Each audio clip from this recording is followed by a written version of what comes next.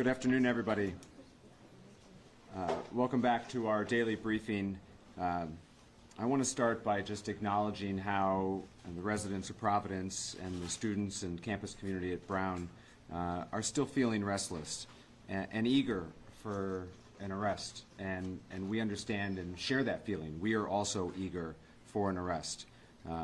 The investigation is well underway, and we'll hear an update in just a second from Colonel Perez and Attorney General Noronha.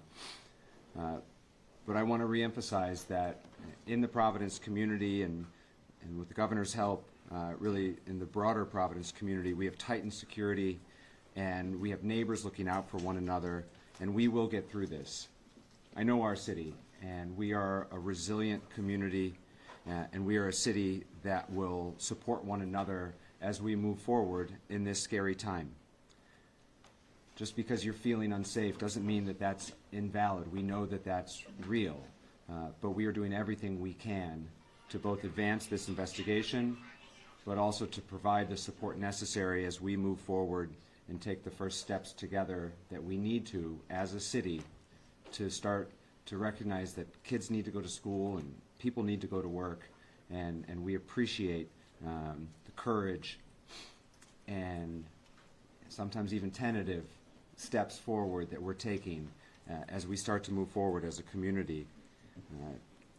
At this time, I'd like to introduce Colonel Oscar Perez, who will give an update on the investigation. Thank you.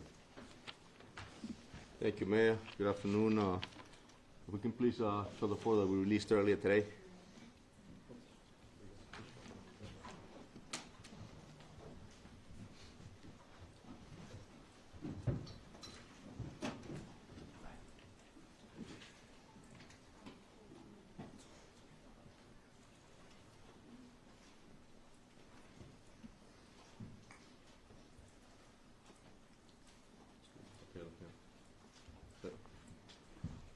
So we have released this enhanced photo earlier today, and I want to be clear that this is a person that we would like to speak with. We truly believe, based on the video footage that we have been watching for a few days, that may have relevant information to the investigation.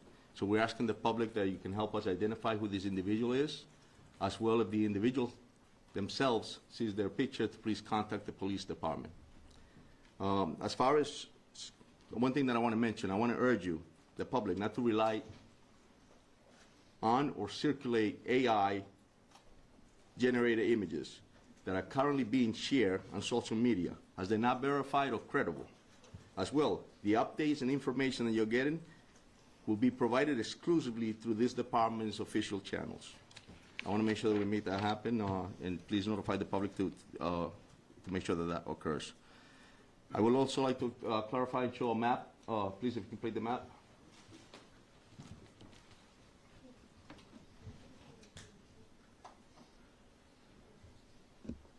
So the map here that you see is actually a map of the area that we have been intensively walking on those streets, canvassing the area. So as you see the blue image, yesterday I mentioned that we need the public's assistance to check their camera assistance or any sort of video that you may have that could be helpful to us, that you, as you're watching it or as you're reviewing it, you feel there may be something that we can use. Please notify us. And if you need any help with that, viewing those videos, please also call us. We can come over and help you. The green area, that's color, that's when we have confirmed where the subject was prior to the shooting. The red areas, we have also confirmed that that's the immediate area where he left after the shooting. And so this is the map that actually we have so far. We walked it all. We're still actively investigating, and we're still actively having agents, Providence police officers, members of the state police. There is about 9 federal agencies that are assisting us with this investigation, adding the state police as well as the Providence police and other municipalities. Again, I would like to reiterate, if you have any tips, please call the 272-3121 or the FBI link at fbi.gov/Brown University shooting. Thank you. Attorney General Peter Noronha for an update. Okay. Thank you, General.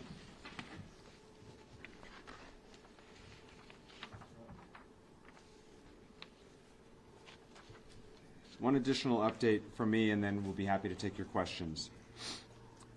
First, I want to just take a moment to recognize and honor the memory of Ella Cook and Muhammad Aziz Umerzakov, who are the two deceased victims from this tragedy, and update you on the status of the survivors.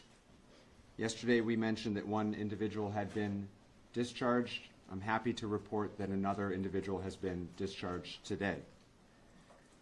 That leaves one survivor in critical but stable condition and 5 in stable conditions. The parents that I spoke with today all reported that their kids were improving. So this is a happy announcement, but I know the entire Providence community, the entire state of Rhode Island, the governor and I were together at a memorial service last night, mourn the loss and offer our most sincere condolences to the Cook and Umerzakov families.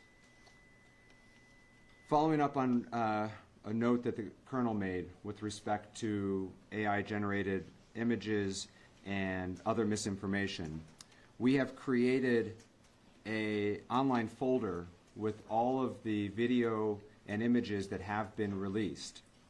And we encourage both members of the press, but also members of the community. We know lots of people are sharing information, and we appreciate that. We think that will help with this investigation.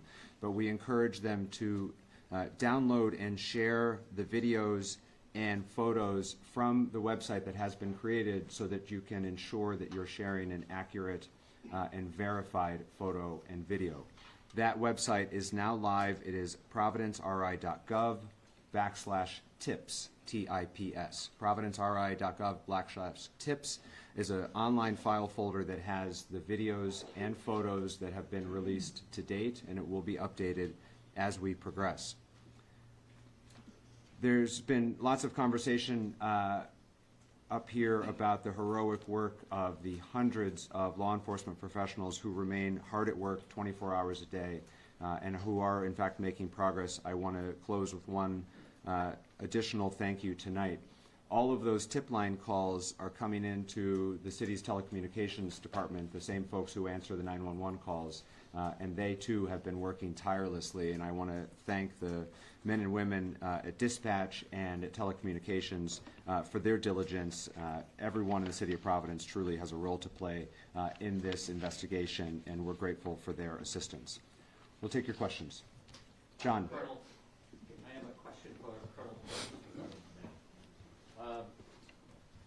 As he's walking around, I want to establish actually, what's the earliest that this person of interest emerges?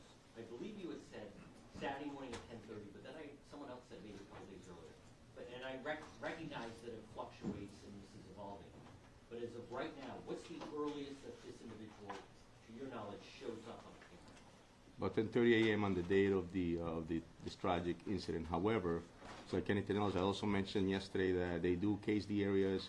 They do a lot of prior checking for their crime, and so we truly believe that it could be that possibly it was there prior as well. And so we want to make sure that we don't miss anything. And so that's why we're asking the public to help us to ensure within that map area that I mentioned with the borders between Wickeden, Brook, all those areas, Gano, that if you have a camera system to reach out to us. I was in along I Street, Gano today. Tremendous number of federal officials literally going door to door. Would you say this? How would you describe it? I mean, it just seems that this is probably right now the most massive, intensive manhunt going on in the world. I think I agree with you on that, John, and definitely commend the men and women, obviously, and all our federal partners. It's a lot of work, and it's intense, as you stated. It takes a lot to be able to knock on doors, see videos. There's terabytes of videos that you have to look, and I mentioned it yesterday. We're looking for a moment that takes almost less than a second, and if you miss it, you're missing something that could be critical and important for us to use. And so, yes, it's definitely an intense, and I believe that is probably the most intense investigation going on right now in this nation. Colonel, the second person that you want to talk to, can you drill down at all on any interactions that you believe you may have had with the main person of interest? The way he talked to it, how close was he to him? Any interactions? What can you tell me? So yeah, we have video footage of that determines to us and the detectives that can tell that this person was in the vicinity where the subject of interest was that we wanted that we actually have an interest on. Close enough that we feel that we need to speak with them to find out what because videos don't speak. If you think about it, I wish the video could speak, and then I'll have the answers that we need to, so that we can continue on this investigation. So we're trying to find out exactly what it is, and that's why we need to speak with them. Please. Does this person, this new individual, have anything to do with why the person of interest was seen running in the surveillance footage? Again, I wish the videos could speak. We're trying to get those answers. And have you found any items of interest during your search, specifically clothing? Nothing as we speak, no. Up front here.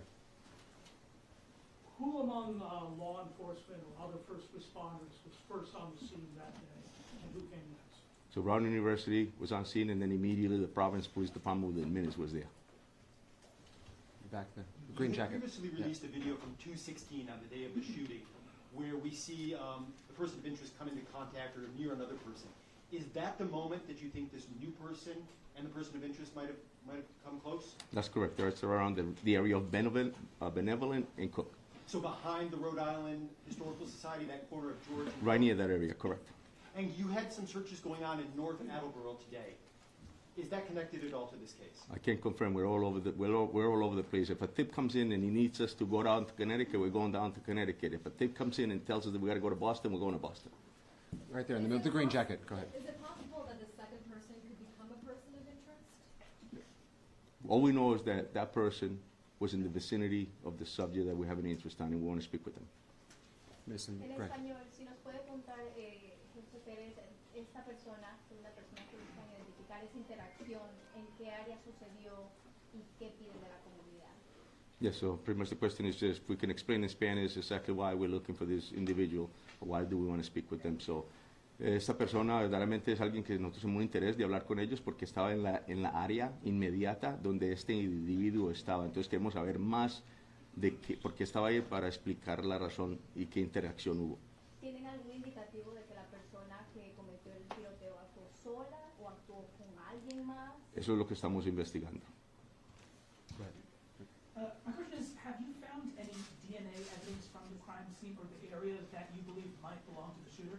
So we have found a lot of evidence that we need to, and we use and utilize it to hopefully guide us in the right direction in order to identify the individual that we're looking for. Any of that been DNA evidence? This actual physical evidence, there's DNA evidence, there's a lot of evidence that we're collecting to ensure that we can find the answer. Pat. A question for Attorney General Dorana. My understanding from your conversations over the last few days is that the Attorney General's office is taking the lead in terms of doing the investigation. My question is, what's the relationship between the Attorney General's office and the Rhode Island State Police, who we haven't heard much from over the last few days, in terms of who's doing what and what type of time frame they do have a follow-up? Yeah, I wouldn't say that we're leading it. I think that we are working closely with our law enforcement investigators. So you divide, I think you can divide, in a case like this, the people involved into two groups. So there are at least five prosecutors that have been here since Saturday night. I've been here for a fair chunk of it myself, particularly after hours back at the office. But what those prosecutors are doing, Pat, is asking questions, helping to narrow and inform factual inquiries. Certainly when there's a question, all right, do we have enough to get a search warrant for a house or a car or a buccal swab from a person of interest? They're informing that. So in any complex investigation, both federally and stateside, prosecutors are embedded with the investigative team, and we bring our own heads to the investigation because we have been involved in writing search warrant affidavits and arrest warrant affidavits and wiretaps for years. And the Rhode Island State Police, what kind of role have they played in terms of investigating? And I still have a quick Yeah, the Colonel can answer that, but before you do, Colonel, I just want to make sure that I answer it as well. One of the images that I have most keenly in my mind from a couple nights ago is a state police lieutenant or Derek Melfi talking to John Permiano of the Providence Police, talking to Colin Woods of the FBI, and identifying a certain piece of video evidence that's important to this investigation. And that's how intertwined and cohesive it is, while prosecutors look on and engage at the same time. So I addressed this question a couple of days ago. So this is a very collaborative effort between all of law enforcement, between the Providence Police, the state police, all of our federal partners. We will continue to develop leads and follow that with the evidence that comes along with that until this perpetrator is apprehended. Thank you. And one quick follow-up for the gentleman from Brown University. Yep. Can you say for the record and with complete certainty that every bit of digital mass surveillance, whatever type of evidence was collected by the infrastructure of Brown University has been turned over to the Providence Police Department as well as the Attorney General's office? Is the Brown University withholding anything, for the record? For the record, we are cooperating 100% with law enforcement. We are turning over everything we have to assist in this And you investigation. have a map and you are fully aware of whatever surveillance is being taken? All materials are being provided to law enforcement. Tom? Thank you very much. Regarding the new person of interest video, who may have had contact with the primary person? Does law enforcement not have the capability to identify and find someone when you have like full face recognition without exposing them to public scrutiny? Yeah, definitely. I mean, it's something where you have to investigate. If you don't know who the person is, it's very difficult, and especially if the image is blurred, it's very difficult to identify him. And so if we had that availability to be able to identify him without the assistance of the public, we would. So at this point, we do not, and that's why we're putting it out to the public to assist us in identifying who this person is. And then with this person of interest that you're looking at today, or the subject that you released today, are we sure it's a man? I know it was brought up in the question before that it could be a man, but are we 100% sure it's a man, or could it be a woman as well? It's a person that we would like to at least speak with. But you know, there's no giving a gender at this time? No, there isn't. Colonel, there's a black Patrick. satchel that the main person of interest was carrying. In some images, he is seen with it, some images he is seen without Sorry, it. man. Have you recovered that black satchel? Do you know if can you tell us whether he was wearing that strapped over his shoulder? Yes. Was he wearing it before the shooting, after the shooting? He's wearing it at times, definitely on and off, and I think I addressed that yesterday. Obviously, that we see him in the video with it, and then at times we don't see him, just like you stated. So we're assuming that he actually hid it under the coat that he was wearing, but we don't have it, no. Patrick? For Colonel Perez, Yes. the map that you showed, it looks like the perimeter has moved south into the Fox Point area from the immediate places where we've seen video footage. Can you tell me why the level of interest has moved south of the shooting site and into the Fox Point area? Is there new video footage? Is there additional evidence that points towards that area? I mean, the investigation is intensive, so we're following his path. And he's getting us, the last place we saw him was right at Ives near Pittman. And so that's sort of south, and we're going to continue to check, but that's the last place that we saw him. That's why we moved south, and we may continue to move. It all depends. We want to see as far as we can, how far we can go to identify him. Are there any other sightings or anything else down by, I mean, that you've extended all the way to like Wickedon where we don't have any? Correct. confirmed We're at sightings? Ives and Pittman right now, but potentially could lead us further down to Butler. It could lead us further down south. So we just want to make sure we cover enough. Steve? Colonel, can you now explain to us 5 days later how many students were in that classroom? Sadly, 2 lost their lives, 9 others injured. We're encouraged about the update today. But can you now say how many kids were in that classroom? And did the gunman come in from the back so these people never knew it was coming? Or did he come in front with full view of everybody? And that's all part of the interviews, and actually we're cooperating with Brown to get the roster. That was a study hall, so we don't have the number. We're still getting information as far as who was there. I know Brown sent out an email to the students to notify us if they were present, and we're still getting that, so I can't give you an exact account now. Okay, and then just to follow up, you did say that you lost sight of the gunman at some specific road Correct. outside of your perimeter. What No, happened? it's within the perimeter, Steve, yeah. Right, and then what happened to him after that? There's no, you have no video of where he could have gone from there? We're still out there as we speak. There's people out, there's detectives out there, there's task force officers. We're trying to figure out what other locations we can find, but we haven't found anything else. But we're knocking on doors and making sure, and that's why I'm putting out the call to the public to assist us. If you happen to be within that box that borders exactly where we want you to look, then that's exactly why we're here. Second row here. Yeah. Inside the classroom, you've done your interviews, you continue to do your interviews.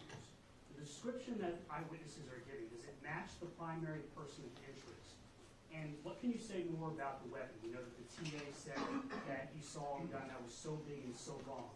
Is it possible at this point that the gunman had multiple weapons? Can you swear that for us? Yeah, there's definitely, the interviews are definitely telling us that that's the description that we have. And yes, they're describing the weapon. Some people, obviously, you can think it was chaos. And so, well, we're definitely getting some info as far as what the weapon looked like and exactly what was going on in that room. So We don't think there's multiple weapons? no, just that individual. I just want to jump in here too, because you know, you mentioned a long gun. We are not in a position to say, unless the chief, you want to square it, whether this was a long gun or not. I think that there's been an account from the TA. There are multiple accounts about multiple things, including how this gunman approached the victims. Those are not details that advance the investigation. Why not? They don't advance the investigation because as we interview witnesses, we don't want them to learn facts from these press conferences. We want them to relay the facts that they have in their heads, including a person of interest. So we don't want a person of interest to shape what they're telling us based on what we know as expressed to you about those kinds of details, sir, that you asked. So we're being careful about the facts that we're sharing for that reason, so that when we talk to witnesses, what we're getting is their factual recitation. And as you might imagine, in a situation where there is chaos, and look, people are ducking for cover as well they should have, you are going to get different accounts, and part of what's going on now is reconciling those accounts. And I don't know, Chief, if you want to weigh in more about the weapon, but I don't want anyone to leave this room thinking that this weapon was a long gun, because that would be a misperception from what I know. Alex. In the video released yesterday, it appears that the person of interest is going by a police cruiser that has its lights on. Does that mean that the dash cam in that cruiser was on and activated, and have police been able to recover anything useful from that video? So that was a brown police cruiser, and I'm not sure if they have body cameras in their cruisers. I don't think they do. Dash cam, though. That's, no. Okay. I don't want to answer And for then the my chief. next follow-up question would be, are you working with flock camera experts to try and recover anything from those cameras? So as you know, we work with Flock, we have LPRs in the city, and we're utilizing every resource we can. Yes, Alex. Yeah. Brian. Colonel, you mentioned there is other evidence, but at this point, how much of this investigation turns on the public identifying who's in those images? And are you discouraged or surprised that after a couple days of it being out there, you haven't gotten anything more concrete? No, I think this is, like we said earlier, it's a very intense investigation, and I think it's going to take public assistance. It's actually going to take, obviously, 21st century policing involving technology, but it's also going to take good old-fashioned police work, which is knocking on doors, retrieving evidence, going through yards, talking to witnesses. It's going to take all that and more, Brian. Yeah, and no one's discouraged. I mean, I've been in that command post. No one's discouraged. I mean, leads are coming in, they're being run to ground, and no one's discouraged. Oh, sure, yeah.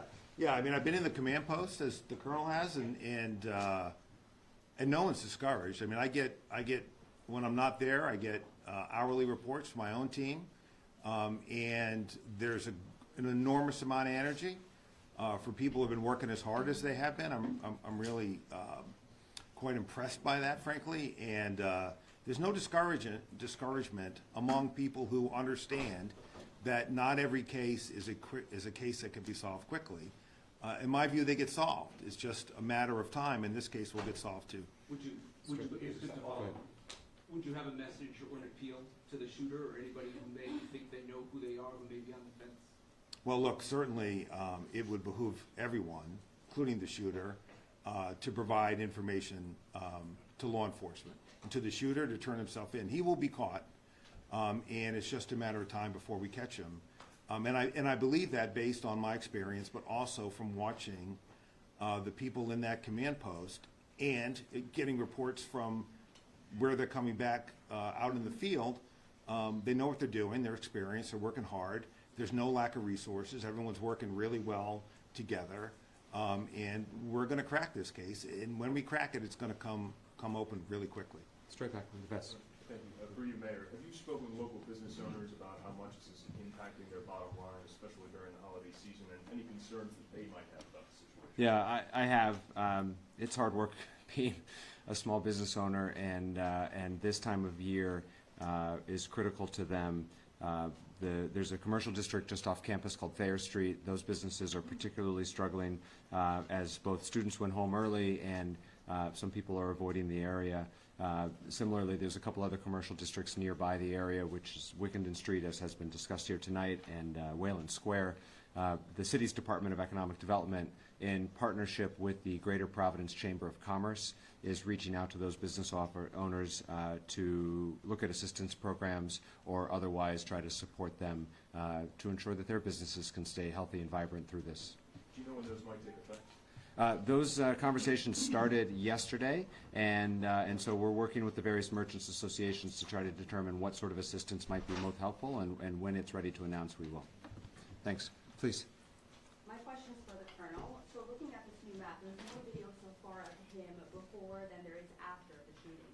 Do you think the person of interest got to the vehicle somewhere in this area, and are you going to go through license plate readers? Absolutely, yeah, we're looking for that evidence, if there was any vehicles involved. And yes, you're right, he was there earlier, and so that's why we're looking at that as well. And definitely, we're using, I mentioned that earlier, the LPRs, the flock, any cameras. That's why we're making a call out to the public to assist us with that. And so part of those resources that we're going to need, as the general stated, to make that apprehension. Dan.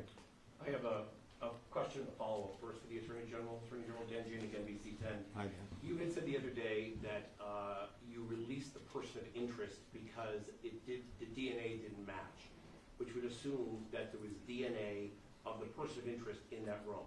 Can you tell us what it was, and if he hasn't committed a crime before, how it makes it a little bit more difficult? Yeah, so DNA, when it's entered into a nationwide system, can confirm the identity of a suspect or subject.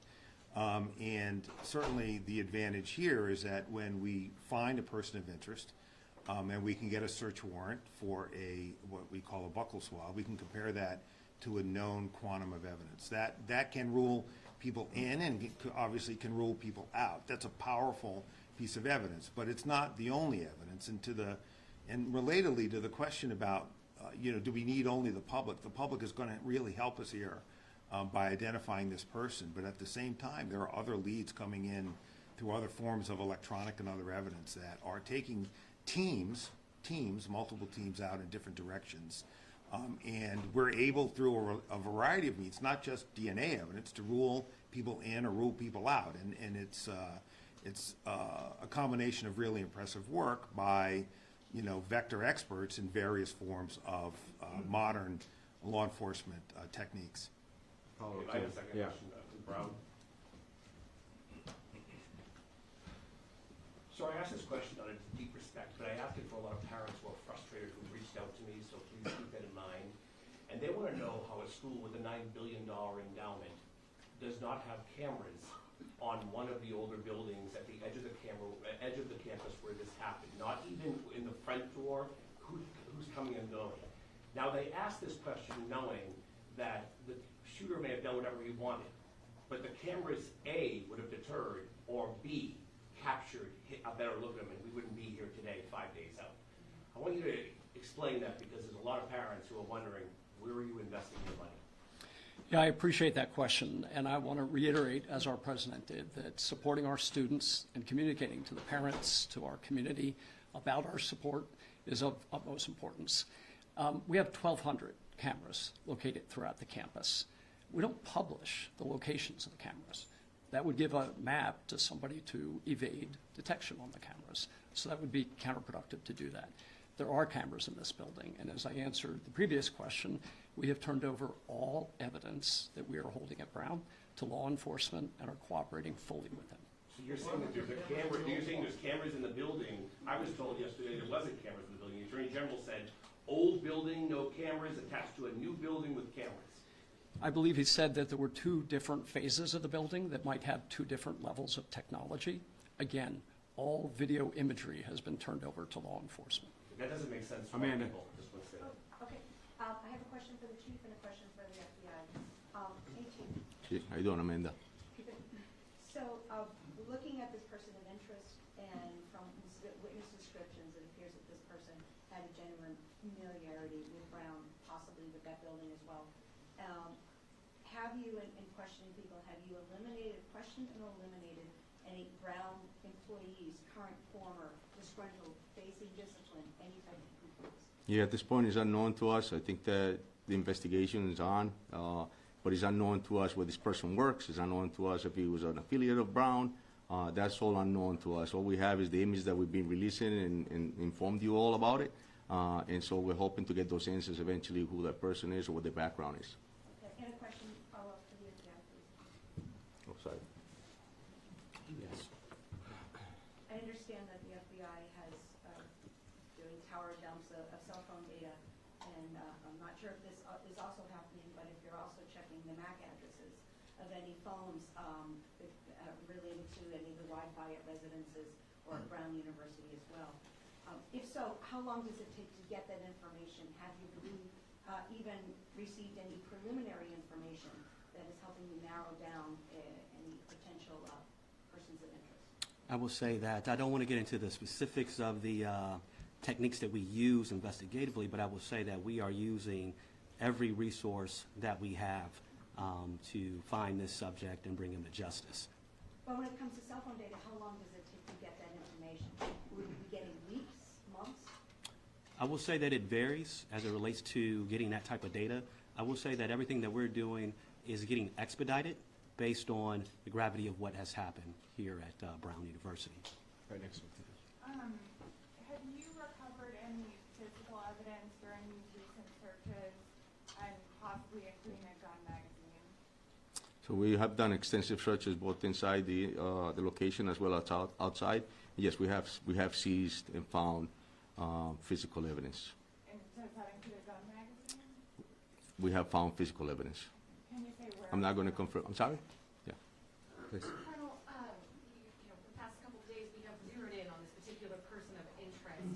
Can you kind of help remind us about why you believe this is someone who possibly could be either the shooter or a suspect? You've been very careful not to say a suspect. It's a person of interest, but this is the only video. Can you help remind us about why you believe this is the person, not looking for others? Yeah, we have enough evidence, I think, that's taken us to that level to identify this individual as someone who was there immediately after, before a case in the area. There's enough for us to believe that's definitely a subject of interest based on descriptions, based on statements, and so that's the reason we're calling him a subject of interest, just to ensure that we have enough, and once we identify him, to be able to take the next step. And a quick follow-up. You were very clear not to use gender with the person in proximity to the person of interest, but you have been using male pronouns describing this person as a man. For this particular person of interest, we can say for sure you believe that we are looking for a man for the person of interest? Correct. In the back there. At this point, and this is for the FBI, at this point, this person could be anywhere, right? I-95 runs right through the state. So how are you coordinating with other states to determine whether this person of interest could be elsewhere? No, that's a great question. Through all of our field offices, we have 56 field offices throughout the United States as well as legats abroad. And so the information that we have, once it goes into our data systems, we are sharing that information real time with all of our FBI field offices and the partners as well. And so that is a way in which we're making sure that whether that subject has left the state or even left the country, that we are using that full reach of the federal arm to track that individual down. And a follow-up real quick for one of you. I understand that Brown has 1,200 cameras. Why, and that those images have been handed over to the investigation, why have we not seen any of this footage? Wouldn't it help if the media or if the general public saw people walking through campus and just to get angles? Yeah, I mean, my answer to that is footage of students running from the scene doesn't help advance identifying this person or this investigation. Walking in? Him walking into the building? No, not him. I'm talking about video footage of students that were not harmed, other students hearing shots, running through a different part of the building. We have video footage of that. That doesn't help us identify this individual. With respect to Attorney General, I think we could all agree that maybe, within the 24 hours ahead of that time, there is a lot of footage that could be gone through or controlled. Those 1,200 cameras that you say there are in the school, why hasn't that just been released to the public? Well, let me play devil's advocate. Would you like all of it? Why not? Well, because here's why. Because it doesn't tell us anything about who committed this crime yet. If we get a better image of who committed this crime, you'll have it. There is no effort to preclude the public, online investigators in the press, from getting to the result faster than we can. If you can identify this person faster than we can, have at it. But we are giving you the best evidence we can to identify this person. The FBI, with respect, cannot find a person we have not identified yet. The way we identify him is to focus on this person, exhaust our investigative resources to pull videotape so that we can get an image out there that the public may be able to identify. At the same time, exploiting other evidence to try to track this person in different ways, which has been going on for the last 72 hours. So, well, what does that look like? What that looks like is information comes in. It could come in from the tip line. The team runs it to ground. They rely on other evidence, the flock cameras that the colonel referenced, other electronic data that Amanda's referring to, and you can rule that person in or out. When that person is ruled out, you move on to the next one. The way the public helps us now is to help us identify this person, okay? But that's not the exclusive way we're going at it. But it does not advance our investigation to have reams of data out there that don't help identify the shooter. And we're confident of that. My follow-up question just to that was as well is, we speak a lot about the public helping as well, and we know that the FBI is involved. But 5 days, a person can get very far in 5 days. What other state police departments are helping you with this? And do you have any indication how far this person may have gotten in this time? Well, go ahead, Yeah, Colonel. no, I got it. So pretty much, it's a great point, and that's something that we're considering. Obviously, he could be anywhere. You're right. And I think the fact that we're all here in this room and we're providing the info and it's being spread out through this nation, I would hope, I'm speaking to different chiefs. I've had the privilege to know a lot of them. We exchanging info as we speak. We don't know. But we still don't know what the person is or who he is, right?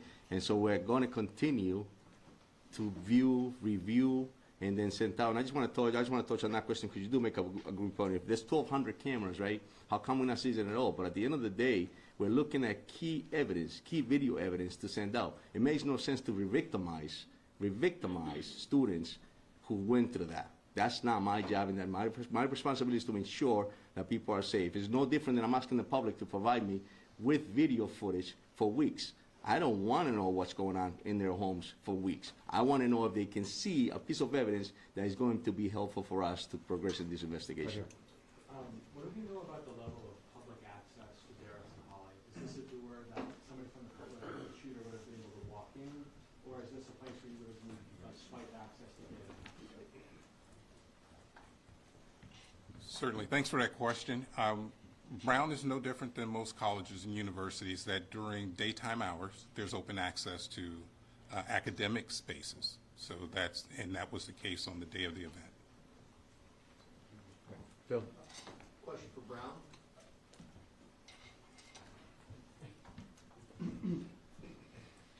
There are some buildings on campus that have what may be private or non-police security guards posted at the front entrance. Was there a security guard ever posted at the engineering building entrance? If so, were they there that day, and what did they do? And if not, why not? So maybe I'll ask our chief of police to speak to that. On that day, we did not have and do not have a security asset posted inside the building. Is that atypical of a Saturday or in that particular building? How do you determine where security is posted, and is that under the purview of Brown Police?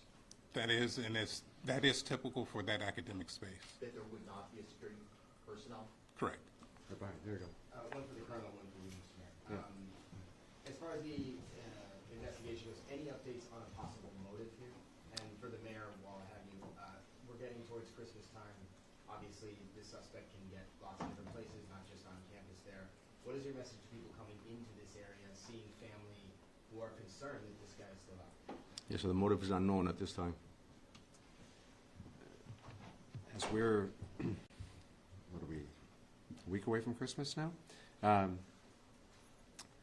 This only emphasizes the question that I think everyone's been asking, which is, are we safe in Providence right now? Which honestly is the hardest question that I keep getting asked. And whether it's the holidays or not, but with the holidays we expect even more people to want to come home and celebrate with family and share the traditions that, you know, are seared in all of our brains of holidays with our parents and loved ones. We can't lock down the city indefinitely. We can't. And I know this city. I know that they are tough. I know that they are resilient. I know that they have faced scary times before. And so we are doing everything possible to provide extra law enforcement, extra visibility, things to reassure confidence at a scary time. And it is a scary time here in the city. That's true at Christmas time. That was true when this started on Sunday morning, the first morning after. And so we are doing everything possible, but obviously families are going to have a conversation about what's right and what's best. But they should know that their city government is doing everything they know how. And thanks to the help of our friends, the governor and the Rhode Island State Police, our neighboring communities here in Rhode Island. For those of you who aren't from Rhode Island, this is a tight-knit place. And we have police officers from every corner of Rhode Island helping out in Providence right now. And so we are doing everything we can to reassure folks, to provide comfort, particularly as we expect will be even busier a week from now. And that is the best honest answer that I can give to that very difficult question. Please. This question is for the Colonel. I know you've been interviewing survivors, specifically survivors that were in that classroom where the shooting took place. Have any of those survivors described the person of interest as the shooter, and or have they given a physical description of the shooter that is similar to the person of interest that we've been shown? That's correct, yes, they have. Yes, they have. They have. Yes. Can you tell us how many actionable steps No. you've received at this point? Happy to see Steve Clampkin. Thanks very much, Mayor. Steve. And a two-part question, both for Colonel Perez and Mr. Doxley, FBI.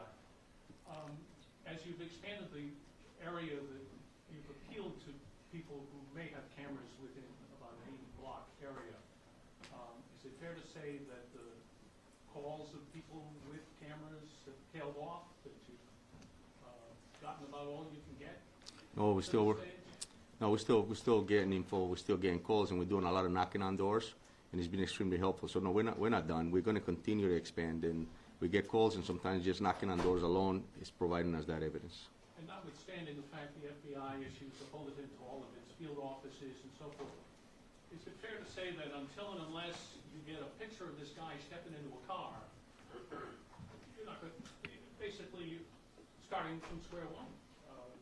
You don't really have a sense of who he is, where he's going, and how he's getting there. I would say, as it relates to the FBI, as well as our partners here, any information that comes in, that has not tailed off at all. And I would say one thing that remains constant is we will always need the public's assistance in anything that we do. No matter what you guys may see on TV, we will always need the public's assistance. I say as it relates to that, any tip that comes in, the information that we get, we're able to aggregate that and push out, not only to make links with other FBI field offices, so in a way in which we can follow that lead all the way to ground. And so the information that is coming in, we are pushing that out throughout our field offices, throughout our partnerships into that community, and then we get it back as well. That's helping us to cross off leads in which are not valid, and then to push on leads that are valid as well. But without that, I don't know if it's a video or something that shows him stepping into a car and you get a plate or something along those lines, makes your job that much more difficult. Yes, and I mean, I think we mentioned this job is painstakingly difficult, but we've signed up to do it. As the AG mentioned, we have not lost any vigor or investigative rigor as we've gone forth into this. I will say that evidence that you're talking about sounds more like a smoking gun. Oftentimes, within my experience in the FBI, and I'm sure our partners as well, we get seeds. We only get seeds. And then we, through investigative, through that hard work, as the Colonel mentioned, we end up building that story. We put that puzzle together. That's what we do. That's what we signed up for, and we're committed to that, to this community, to help do that. In the back there. Yep. Thank you. Colonel, I want to follow up on one of my colleagues over there. You mentioned the old school police work, and my colleague mentioned about crossing people off the list, like basically making sure it's not that person, it's not that person. In homicide investigations, isn't it usually someone close to the victim? And if so, have you, and the person also seemed to have no ground somewhat, have you knocked off every single person from round? When I say knock off, meaning they didn't do it, they didn't do it, they didn't do it, from staff to students? Yes, of course. I mean, investigations, and I don't think that in every homicide, everyone that commits the homicide is close to that person. That's not something that happens. But we have obviously eliminated those strong leads that come up as strong leads. As a tip comes up, we label it as a high priority, medium priority, low priority. And yes, once we vet it through and make sure that we cover everything and we prove that that person has nothing to do with it, absolutely, we clear it out. Yeah, and if I can I just want to just jump in here to clarify that. So clearly, one of the things the investigators do, or maybe not so clearly, is that when you have a victim, you build back all other relationships. You do that in any case. And so you build a profile of your victims, so you know who may have threatened them, what they may have said that might have caused somebody to react a certain way. So yeah, that work is ongoing in conjunction with all the other work we're doing. But from where I sit today, there's been no development of any evidence that suggests that that's what drove this shooter. That could change, but there's nothing that we have recovered or analyzed to date that suggests that it was specific person motivated. Again, could change, but you know, we're 5 days out. That work is being done, and there is nothing that suggests that at this time. Last question. This is for law enforcement and potentially Brown, but 5 days have passed. How is it possible that we still don't have a clear idea of who was in the classroom during the shooting? 5 days have passed. It could be 6 days. We were hoping that only 1 day passed. Unfortunately, investigations, as this nature of investigation, as intensive as it is going to take time. And it's going to take a lot of time to be able to interview, seize evidence, examine it, to come up with the right person. But as the general stated, a person's going to get caught. We're going to do our job, and we're not going to stop until we do. And so we're going to continue. It could be later, it could be tomorrow, but we're not stopping until we find them. But surely there's a log or something of people entering that classroom in particular now. No, I'd be happy to speak to that. So at this time of year, we have final exams taking place. We also have study sessions taking place. That particular classroom, it was a study session. Had it been a final exam, we'd have a roster, we'd handed it over. We know exactly who was in the room because everybody shows up for a final. But for a study session, it's elective. Ronaldo.